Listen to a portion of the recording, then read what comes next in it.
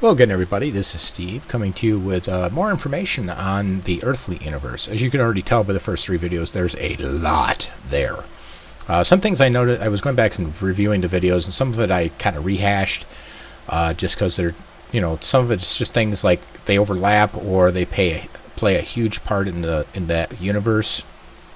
So if you've seen some of these things already, I apologize. Like, there's just so many overlapping things and so many different elements that are hugely important to the storyline that I just kind of I'm hopefully covering different parts of those items in each of the videos. But if I'm repeating myself, please forgive me. I tend to do that, so my apologies if that ends up being a thing. Anyways, oh,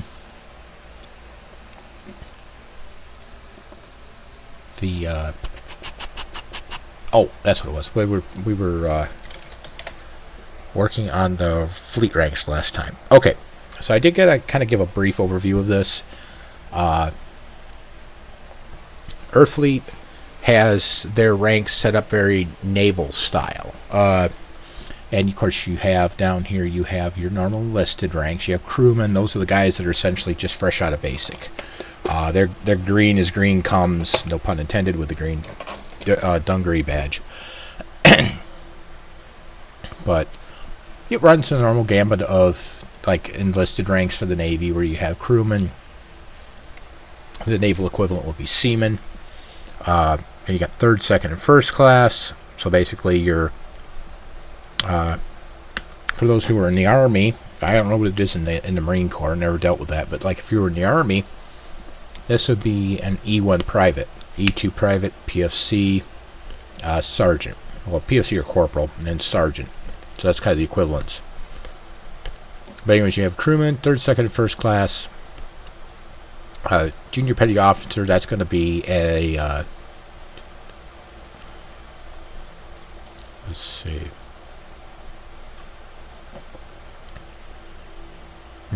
Sorry, mouse is jumping all over here. 1, 2, PFC, corporate.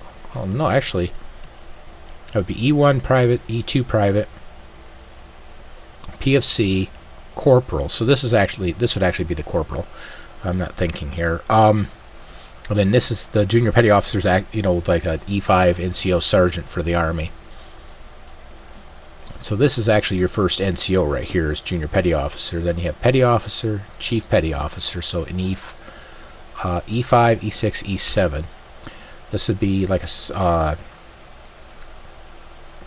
think the E7 is a sergeant first class, because this would be sergeant, staff sergeant, sergeant first class for the Army. Kind of a first sergeant, sergeant major, and a command sergeant major. So that's just the Army equivalents if you don't understand the naval ranks. But yeah, these guys, this is kind of the order in which the enlisted operate. They have dress blues, and they have their work dungarees, which are they can either be a blue or a green. They're very U.S. Navy like, because that's primarily where I have my understanding and knowledge, and that's the one I understand the best. But yeah, they have their dress blues, which the left insignia is, and then these over here are dungarees, which, like I say, they can be green, they can be blue. The primary color is either green or kind of a dingy gray. And if you've ever seen like the work dungarees that they had in World War II, that the mechanics and the different people who worked under the enlisted that weren't like petty officers or warrant officers or sergeants or whatever like that.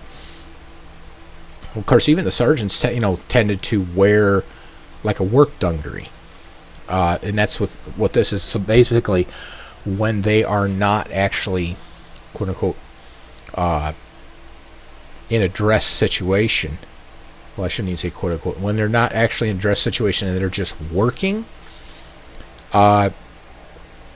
typically you'll find them in dungarees. They're not going to run around dressed up all the time, like you see in the movies where you got a 4-star general or some kind of sergeant major and stuff, and he's running around in his dress blues. No, everybody from an E1 up to the senior master chief is going to be wearing work dungarees. And they're a very casual work outfit.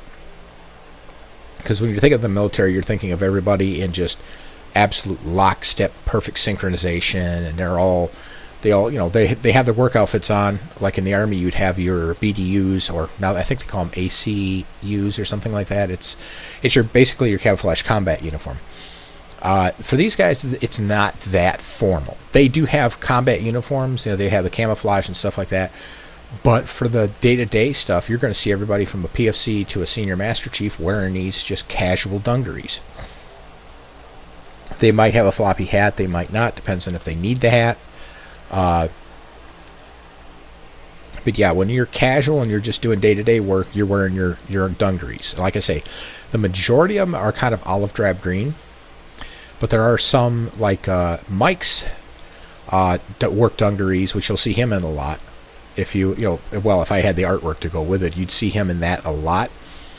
And he's wearing like a off gray, not so much for his command, or not so much for the fact that he's like the Grand Admiral or anything. It's just that was his preferred color, and there's not like a requirement that a certain person of a certain rank wear a certain color. Because, like I say, they also have ones they have work uniforms that are light blue. As to who wears those, that's kind of up in the air generally. Although, of any one of the occupations that's most likely to wear the light blue dungarees is going to be the medical staff. Kind of as a nod to the fact that they are medics or doctors or things like that. They're going to tend to wear the light blue. That's in the field uniform. That's not like they're in the hospital in the emergency ward. Because if they're in the hospital in an emergency ward, they're wearing pure white. That's just standard. But if they're just doing general stuff, where it's not like you're dealing with injuries and sickness and things like that, it's just general medical work, little bumps, bruises, scratches, cuts, things like that, they're typically going to wear blue, because that makes them stand out as, hey, I'm a medic, or I'm a doctor, or somebody who's part of the health team. Like I say, the gray is more kind of, it's something that some people wear or some departments have, because it kind of sets them apart. Not that, they're the only ones that wear that color, but that's, they lean more heavily towards that color, where some of the others are more just, let's stick with the olive drab green. Like I say, once you're in your dress blues, that design is leans more towards how the U.S. Army has it. You got the stripes down the shoulder. You've got the rank on the. If it's an officer's, ranks are up on the shoulder boards. If it's enlisted, it's down in the front, either down in the front or on the collar, because they do have kind of a pip system for the collar for like when they're in their casuals for the officers. And I'll show that in a second. But for the enlisted, they're generally either going to have it as a small chevron on the collar or their outfit, or it's going to be on the front. They don't put it on the sleeves in the dress uniform. On the dungarees, the casual work uniform, yeah, it's typically on the sleeves, because you want it somewhere where it's easy to see and quick to identify. They won't generally wear pips in the enlisted side. They will if they're in an officer side, but in the enlisted, usually it's like a shoulder badge or a pin on their collar, but they're not going to wear the actual officer pips. So scrolling up here, though, you have cadet. Cadet's basically the same thing as a crewman, but it's an officer rank. Basically, you're an officer in training, so you don't wear any insignia. If you do wear insignia, you're probably going to wear the enlisted insignia until you become a commissioned officer, and then you start taking these. And the thing is, with these, they call them a pip, but it's not like the Star Trek pips, where they're little circles, either gold or silver color, and they have like 1, 2, 3, or 4 pips. They also have half pips, which are basically they have the golden or silver outer edge to the pit, to that little circular pin, and then the inside is black. That's not the case with this. With this, they have actual military style ranks. You have ensign, lieutenant JG, and lieutenant. For after this for the Army would be Lieutenant Second Class, Lieutenant First Class, and Captain. So same basic bar and color structure as the Army. Now once you get up here, you get your actual quote-unquote pips, but it's still on a rank bar or rank badge. Lieutenant Commander has 1, Commander has 2, Captain has 3. So if you see an officer with 3 gold pips on the rank badge, they're a captain. And up here you get 1, 2, and 3 stars for the Commodore, Rear Admiral, Vice Admiral. As you notice, Enlisted has these 2 because they're worn on the shoulder. They do have pips like this that sit on the collar, and they take this and turn it into one of these, and it sits on the collar. The collar is not usually where you see it, but you will see that on some people where they wear it on their collar. The regulation's kind of vague on that because it doesn't need to be lockstep strict. So they can both of these. Well, these here can be worn on the arm where they're clearly visible, or they can be a little pin that represents this. Has the same chevrons and stripes and everything, chevron stripes, stars, stuff like that, but it's in pin form. It sits on the collar. Like I say, depends on the job, the person, the commander. As long as the rank is visible and easily identifiable, Earthfleet generally doesn't care.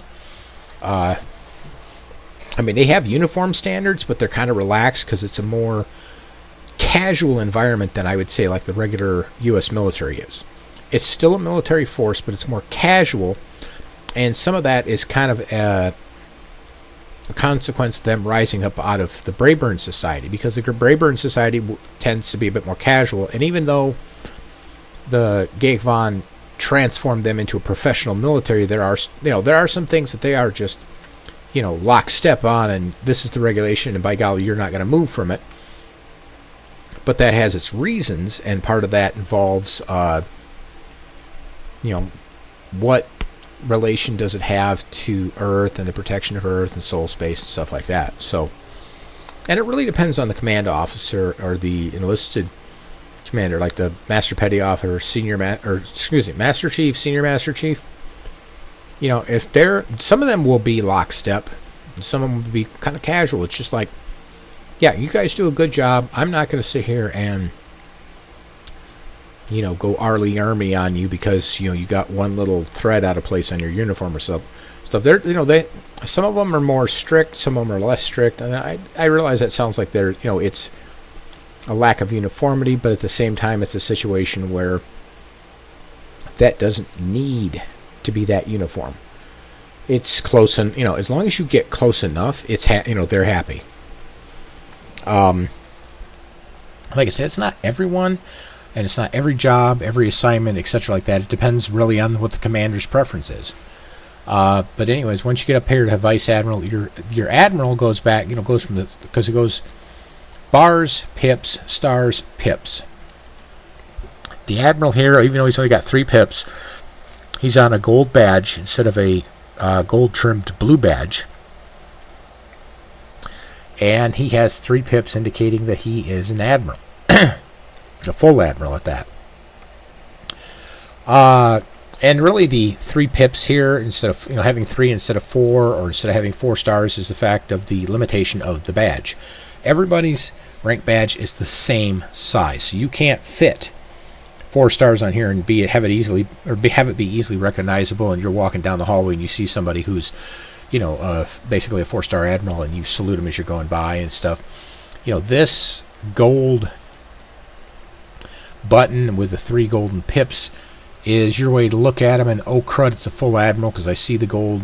Even if they don't see the pips, they see the gold badge rather than the blue with gold trim.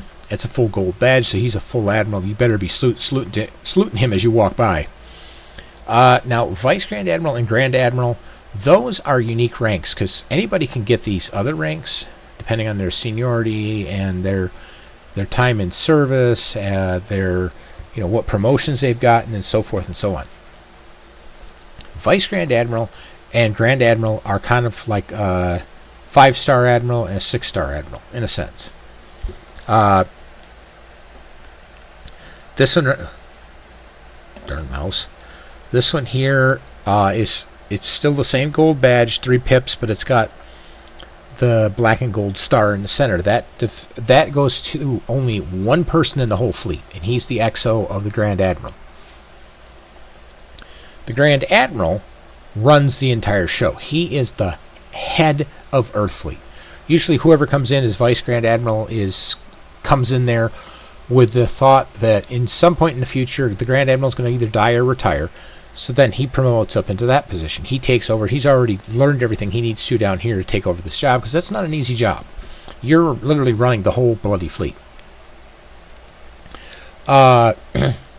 So, yeah, and there's, like I said, there's only one person who gets the Grand Admiral rank and one who gets the Vice Grand Admiral rank. And that's the 2 top dudes who run everything. If you watch the original Earthfleet saga, or you read the original Earthfleet saga, Mike is the Grand Admiral during this time. He's the one who runs it, which is funny because his Vice Grand Admiral is Alfred Boffenheiser, very nice gentleman of German descent.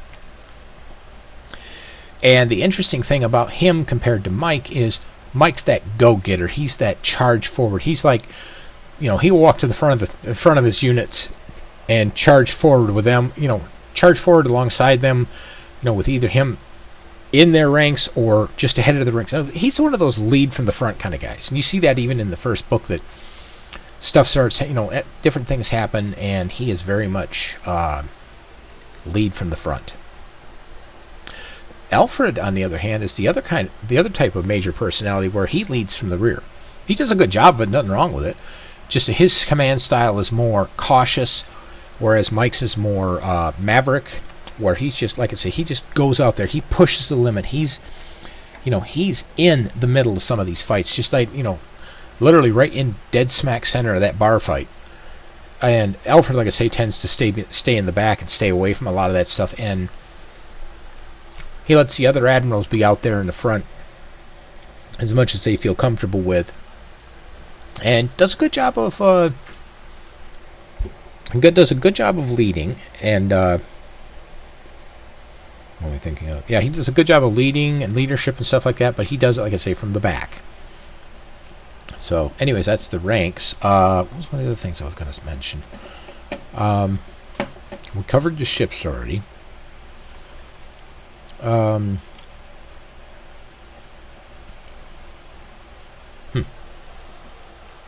I can't think of what it was. Let's go back to Earthfleet. Maybe I can figure something out there.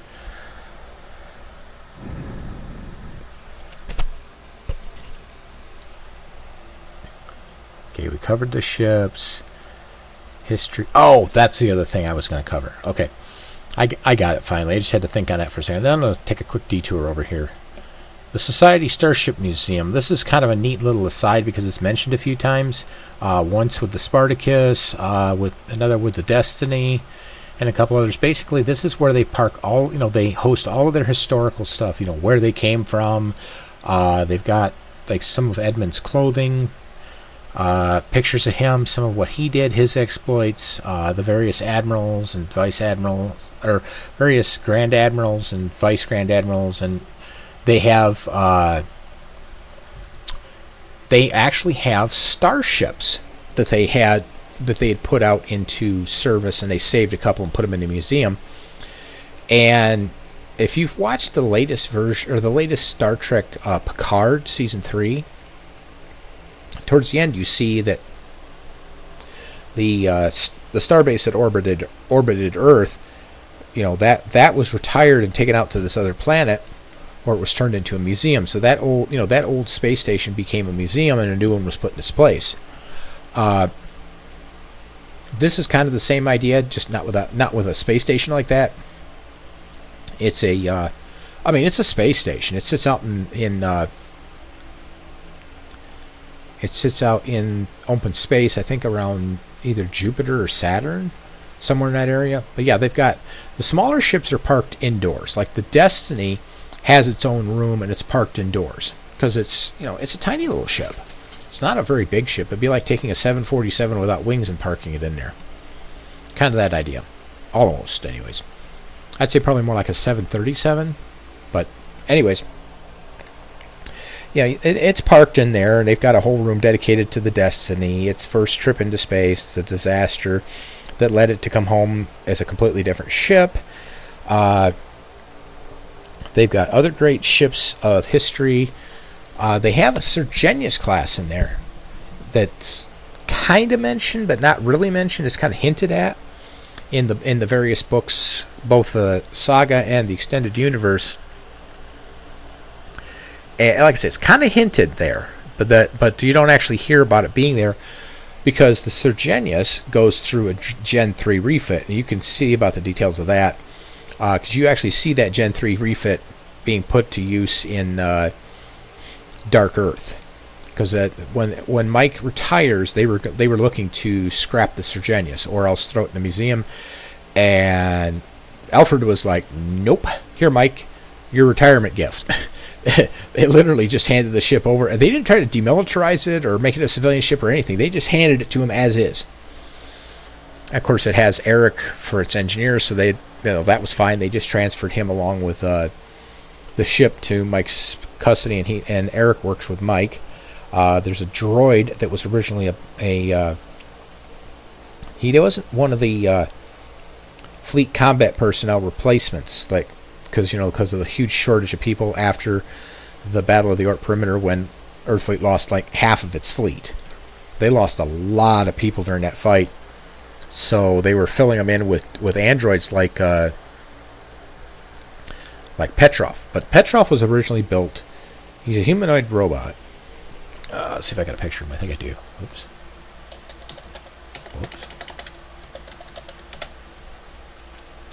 Okay, yeah, he's just, he's a humanoid-looking robot. Kind of a Russian look and feel to him and everything like that. He was a service android for his entire commissioned life. You would see him going around. He would come in to Mike's quarters. He would make the bed. He would do the laundry. He would clean the place up and so on and so forth because he was kind of like a roaming housekeeper, if you will. Housekeeper, servant, and stuff. He helped out Mike and a whole bunch of the other high-ranking officers pretty consistently.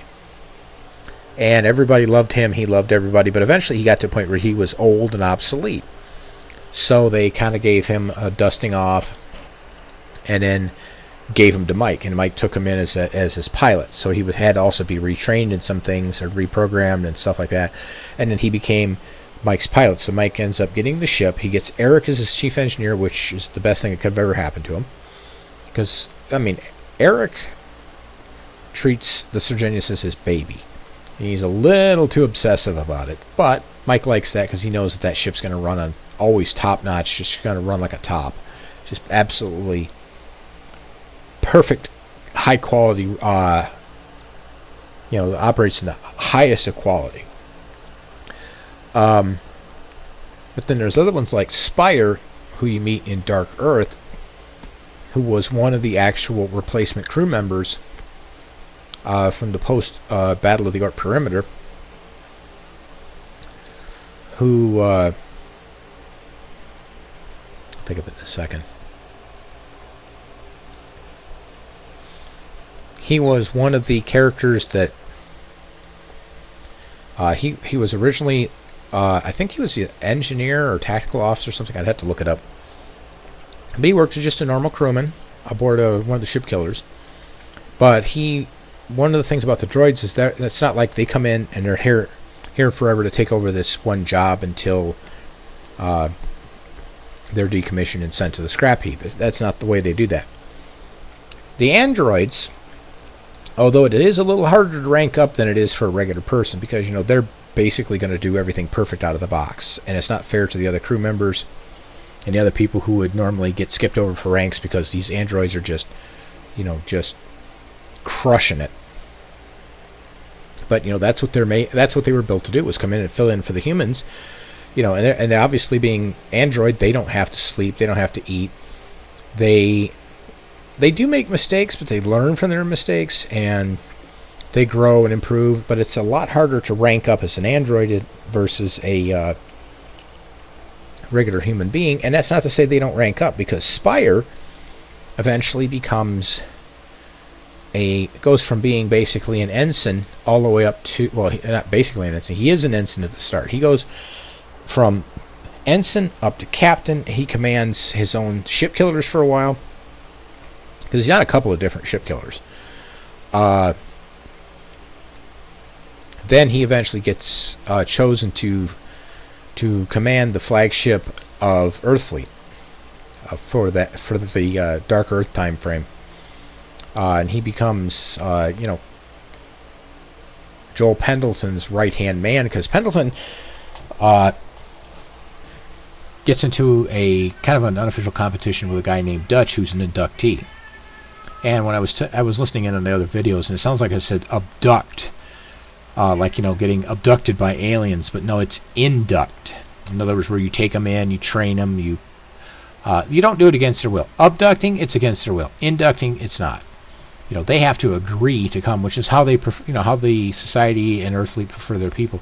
They want you to come willingly because you're more willing to stay and be loyal to them and stuff like that.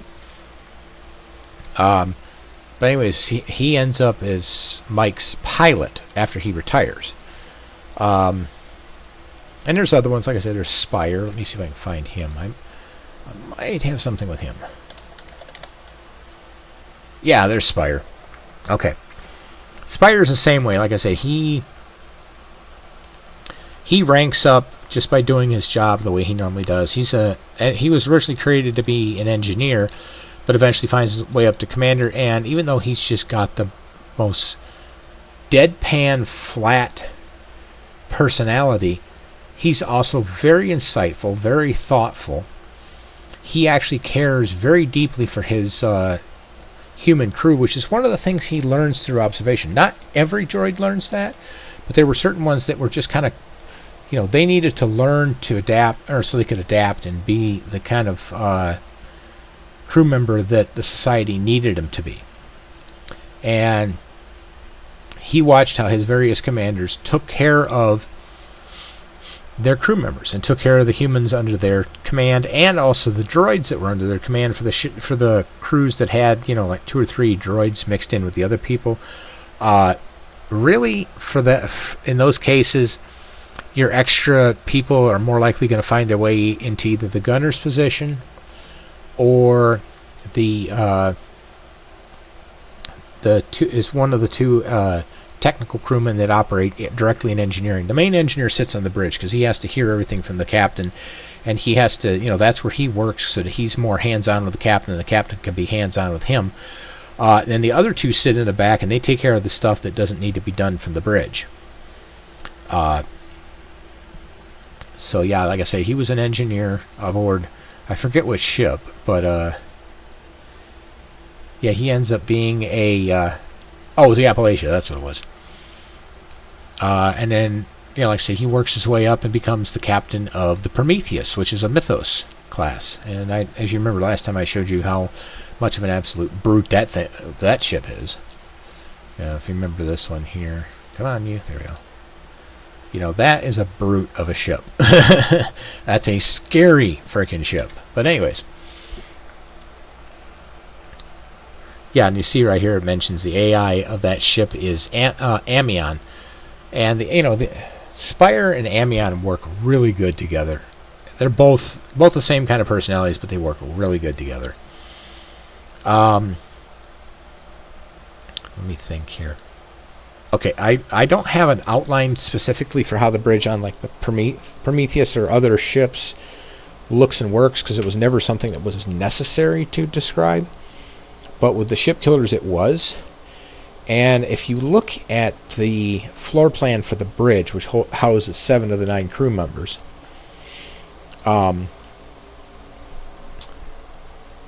it is what am I thinking of? It's kind of horseshoe shaped, because you got the tactical officer on the left, pilot in the center, ops on the right side. directly behind the pilot, in between the two sides, is the ship captain. He sits in a chair, so he can talk to engineering behind, which sits behind him. Engineering's behind him. The two gunners are behind engineering, and there's this little walkway that you go over to the far right or far left side of the bridge, back and through the door and into the main part of the ship. So yeah, it's tactical, helm, ops going left to right in like a half circle or a horseshoe shape. More horseshoe than anything. Then, like I said, then behind them is captain, engineering, and the two gunners. So you've got 7 people up there. Like I say, the other 2 sit down in main engineering, and that's where they work, and you don't see them in the story. I don't think I named a single one of them that was part of the technical crew. The gunners tend to be enlisted, not always, but sometimes. Ops can be crewed by either enlisted or officer. Helm is absolutely an officer position because Pendleton was a ship killer pilot. Tactical is just like the gunnery position. With the gunnery position, you're not likely to see an officer sitting there, but you definitely will enlisted. Tactical, you might see enlisted there, and you might see an officer there. It depends on what their skills are and what the need is that they have.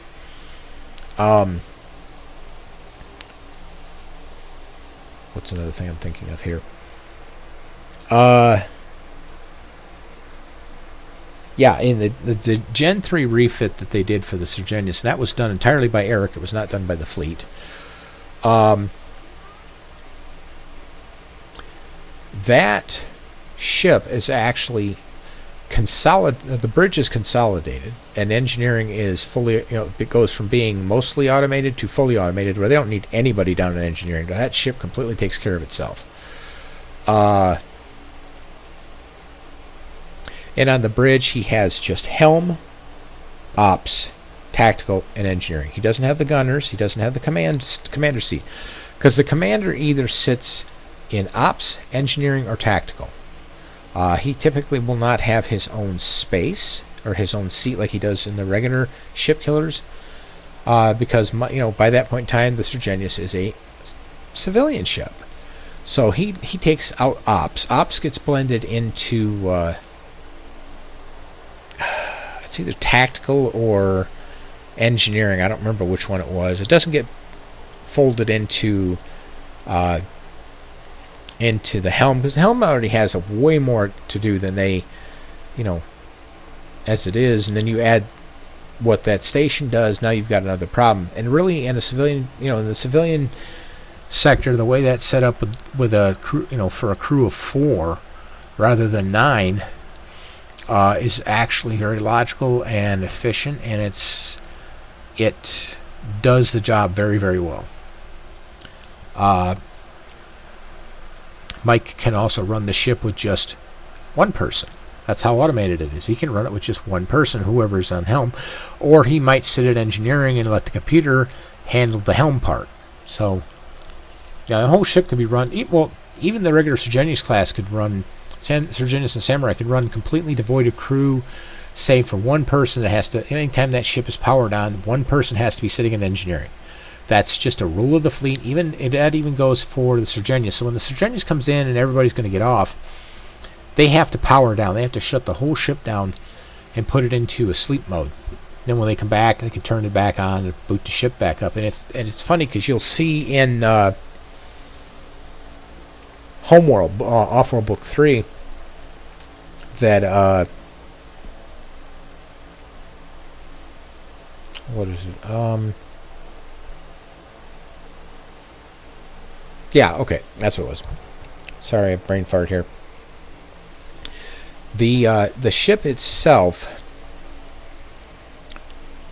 Darn it, I lost the thought again already. This is what you get for getting old. Oh, that's what it was again. Okay, I remember now. Hopefully I can speak at this time and not forget it again. Anyways, that ship, once it shuts down, you can either go do a warm shutdown, or you still have to have somebody sitting at the engineering station because the ship is powered up. It's just not doing anything.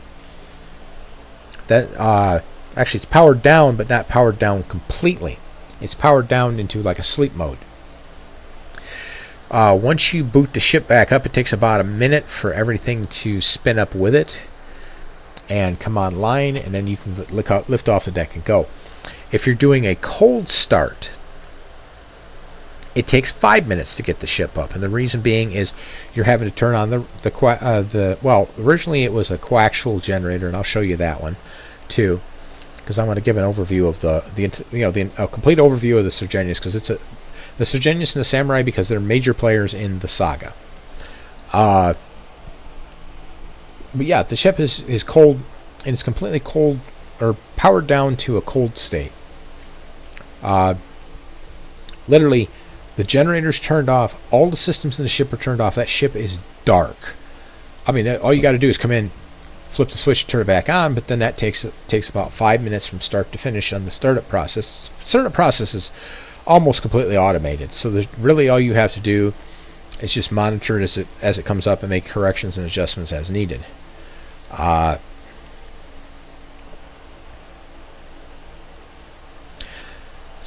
one of the things that's funny is Pendleton figured out how to do a simulated hot start,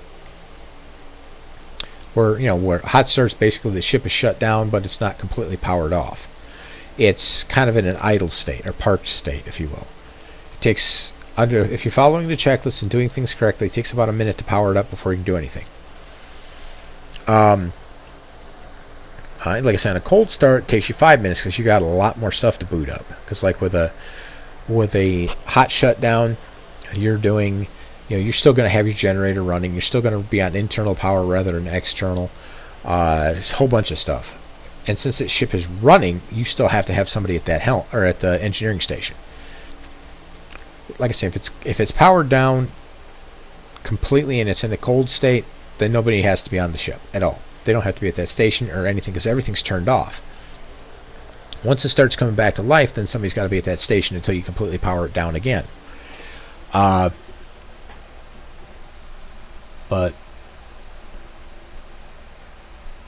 yeah, Mike has just himself, Eric, and Petrov as the crew for that ship, even though it has 4 stations. So what Mike will typically do is he'll have Petrov fly the ship. He'll sit at tactical because he can tie in operations to tactical and just do the job of both stations as one person. And then Eric sits behind it in this just absolutely massive console that tells him everything he needs to know. It's basically one gigantic touchscreen console. He runs the whole ship from that station. He basically lives, breathes, and poops back there. Not literally the poop part, but you get the idea. He's always there. What was it? Oh yeah, anyways, that's the Surgenius. Covering real quick since I've only got about 7 minutes left here before I got to cut it off again because I don't want to keep you guys past 45 minutes if I can at all help it. Another thing about Earthfleet is that they're not just fighting to protect Earth and not just working to protect Earth. They also have to deal with intergalactic politics, which I'll cover in another episode covering Fyland and Finch. You gotta love Finch. Finch is cool. Anyways, they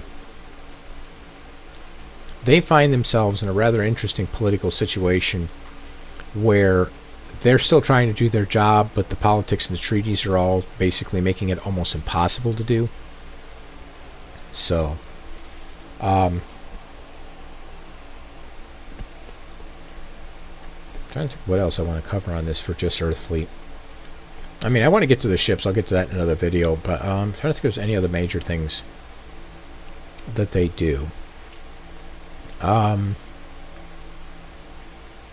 I guess that's it. I'm actually early. I'm like 39 minutes now.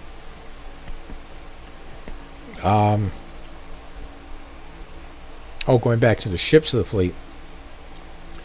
Going past the Titan, there's all those other ships, and they're basically copying in the best way they can everything that they see out in the regular galaxy, mostly from the Geek Von. But definitely from the galaxy as a whole. Or wait, did I see that right? Well, more from the galaxy as a whole than just the Geek Von, because like I say, the Geek Von are friends with them. But yeah, they're the Earthfleet and Society and Soul are kind of the the old-fashioned whipping boy for the what am I thinking of? Yeah, they're kind of the whipping boy for the galaxy. So, and they're also fighting a restraining order at the beginning that covers the what is it? That covers the well, it fits into the fact that the whole planet Earthfleet and Earth as a whole is just treated as garbage and traitors and dangerous people and stuff like that. So I'll cover that part too, and then in the next video, hopefully, because that one's going to cover more of the politics of everything, which goes along with the fact that they're restricted to soul space for no fault of their own, and some of the things that they have to do to protect Earth, which, like I say, Earth is basically the unwanted child of the galaxy. Nobody likes, well, I should say nobody likes Earth. A lot of people dislike Earth. They fear Earth because of how fast they're coming up in technology, and they're afraid that Earthfleet and the Society will soon bypass them, which they don't realize that they technically have. So they feel threatened by this one small race, even though they're pretty much a nothing burger. And so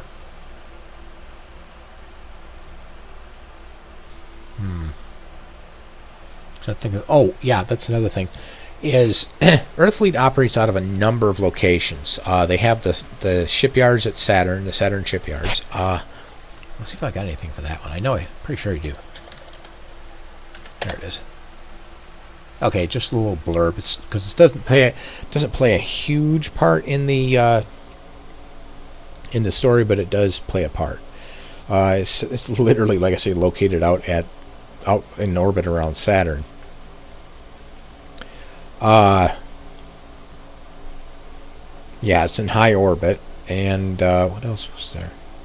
Oh yeah. They have 2 space stations that orbit near Earth, either in a Lagrange point, or it orbits just outside the orbit of the Moon. There are 2 command stations. There's Command 1 and Command 2. Let's see here, which make up Command Core. Big kind of space station like this. And they run Earthfleet Command out of there. That's their central command and control. If the enemy gets through, that's their last line of defense. That station is pretty well defended. And it's kind of the last line of defense to protect Earth. And if those fall, Earth is done. So, like I said, that's their purpose. Command, they are part of Command Core, which is the central command body for Earthfleet. That's where the Grand Admiral, Vice Grand Admiral is. A lot of the regular admirals through 1 through 3, or 1, 2, 3 stars or pips, basically. And like I say, they run Earthfleet from that Command Core, which includes those 2 stations. They also have orbiting, like, defensive satellites and other stuff that all work in there, because it's both the last line of defense for Earth, and it's also the easiest way for them to consolidate and centralize their power or their control system, so they can do command and control effectively all across soul space and areas outside of immediately outside of soul space. But anyways, we're at 44 minutes 30 seconds, so I'm going to cut this off. Next time around, I don't think I have anything else with Earthfleet right now. If I think of it, I'll toss it in the other video. But in the next video, I'm going to basically show you some of the politics in this galaxy. you know, some of the things with the 9 races. There's a lot of other things. There's the Mgotti. You're going to absolutely love those guys. But anyways, I'll let you guys go, and I'll see you in the next video, and we'll keep talking about this, and I'll keep filling you in until I run out of things to talk about, which, you know, no telling how long that's going to be. But anyways, have fun, guys, and see you in the next video.